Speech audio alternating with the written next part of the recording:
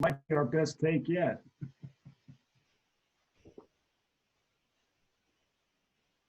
Rich, welcome. Welcome to Kingpins 24. It's really great to have you. This is Rich Tobin to the audience. And Rich, this is your show, so take it away. Tell everybody who you are and what you do and so on.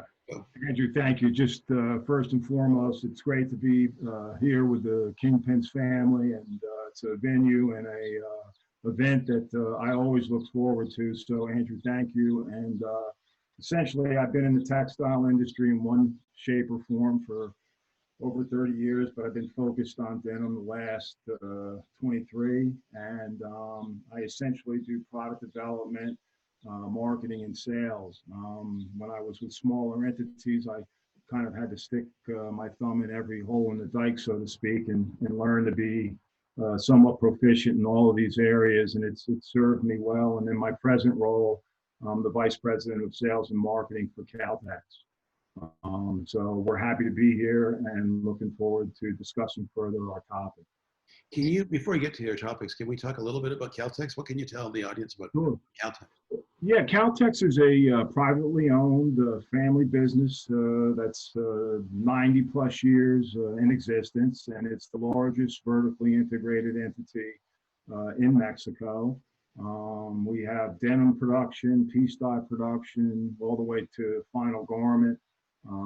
During the COVID-19 pandemic, we were able to pivot and provide a lot of essential products for PPE, whether it be substrates and or final garments, as well as masks. So we've been very fortunate in that regards. And I think probably one of the most unique things about Caltex is that it was built with benevolent behavior in mind relative to the environment and utilization of resources. So they've made extensive and continuous investment in this area, from cogeneration in a gas-fired plant that eliminated 30% of our CO2 emissions, to water treatment, and to recycled fiber, as well as social services for our employees, because they're absolutely our number one and most vital part of our makeup. Thank you. All right, let's get to the subject. But today we're going to talk about recycled cotton, particularly. So the whole subject of yarns has become a really hot topic in sustainability. What is it that makes Caltex different from all the other stuff? Or what should a person watching this video go away with thinking about Caltex and the relationship to recycled yarns? Yeah, I think the most interesting thing from my perspective is how long they've been at it. You know, even though this is something that's become very vogue and discussed in the last 12 to 24 months, you know, almost like a Nike-esque type mindset. We just did it, and we've been doing it for 15 years. And so it was an investment that was made some time ago, but very fortuitous relative to where we find ourselves. And, you know, we really we know a lot about how to use the fiber, what allows us to replicate products in terms of physical standards that are equal to the virgin cotton brethren. And so we find ourselves in a unique and scalable position because of this foresight. And I think it's one that will allow us to enjoy a leadership role within the recycled cotton segment. What are the challenges for recycled fibers?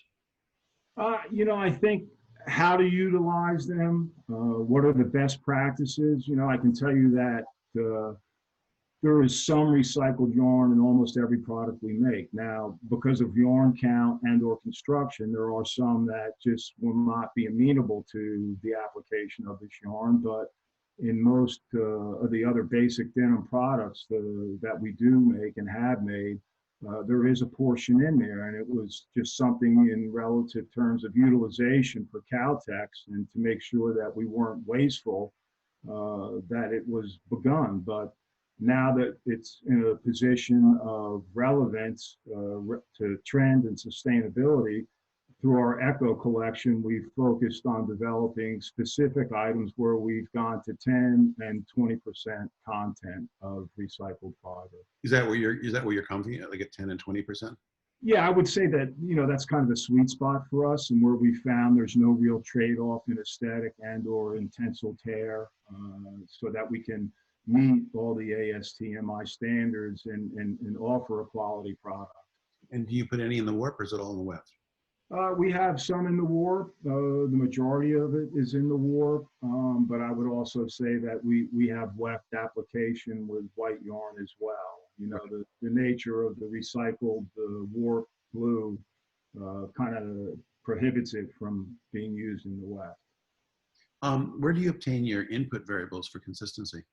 Yeah, this is a really unique footprint to the Kaltex DNA. They have in their Tepehi plant the largest pneumatic tube system that was actually built into the plant itself to recover fiber from post-industrial operations and or collections in all of the processes relative to denim manufacturing. And so much so that the workers have bibs that have colored pockets, and it's almost obsessive. I mean, we have charts that indicate on the walls what color means which waist goes where. So throughout the day and from shift to shift, the workers are constantly picking up scraps. And then once they load their bibs up, they're emptying them into the respective color-coded bins. And so we reutilize almost all of the post-industrial waste. So it's very consistent from that regard. And then we also use the cutting scraps from our garment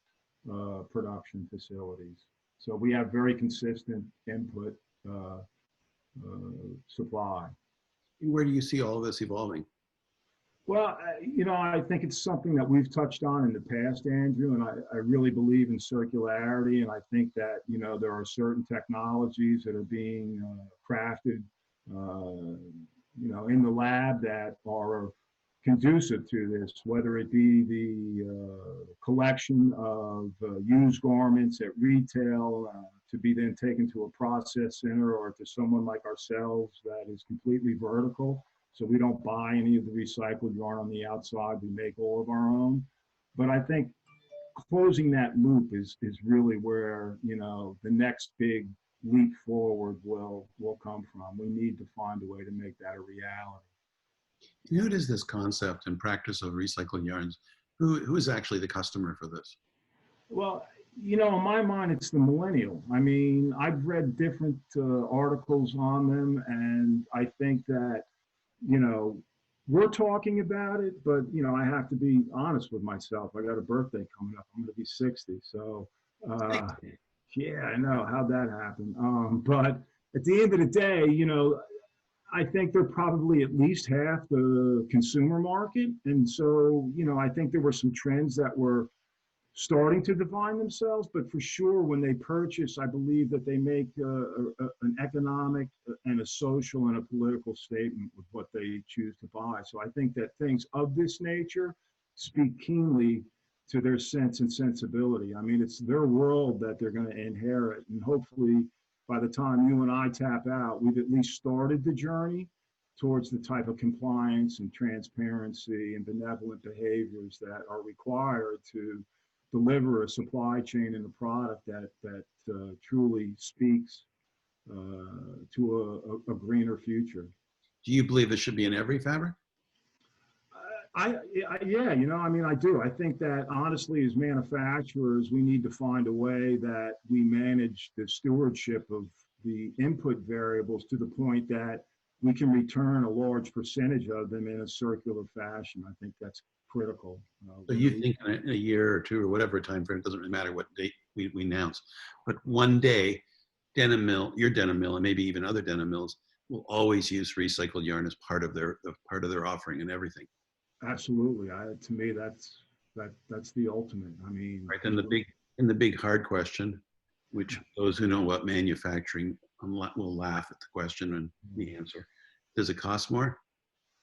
Yeah, I mean, listen, I can tell you that with our waste, we have to bring it in, we have to regrade it, we have to segment it, and then based on the physicals that are within that waste, we do a laydown. And the laydown is where the sweet science is. It's like every mill. They all have their practices relative to that, but it's our ability to reinvest, if you will, in the recuperation of those fibers, and we reclassify them and reuse them. So it's not always where our friends want us to go. It's Well, not. yeah, because the question is, if you're just using your own waste, then the physical element of the fiber shouldn't have any cost. I can already hear people saying that. Of course, yeah, but all the systems that go into it, the people that collect it, the time, the knowledge. I mean, knowledge. The waste. And yeah, and the waste doesn't go away. We're not selling it. It's not going into a landfill. So I would argue that the cost relative to how we operate now is much more beneficial and more. It costs more to operate in a benevolent way. And so if we figured it out and we have something that can help us, and we're not talking large multiples of cost. I mean, let's be real. In our industry, we talk dimes and nickels, and we're happy to get them when we can get them. But because of oversupply and because of the leverage that the buy side has had for so long, it's very difficult to deliver that message in a way that it's taken seriously. All right. Rich, I really appreciate you taking the time and sharing this information with us. The recycled story is just being written now. And sounds like you guys are going to be leaders in that. Yeah, we'd like to think so. And, you know, we'd love people to come see us when they can or reach out to us, and we'd be more than happy to go deeper on the subject. But Andrew, always, thank you. It's a pleasure. Thanks. Take care and stay healthy and keep smiling. Absolutely. See you. Take care.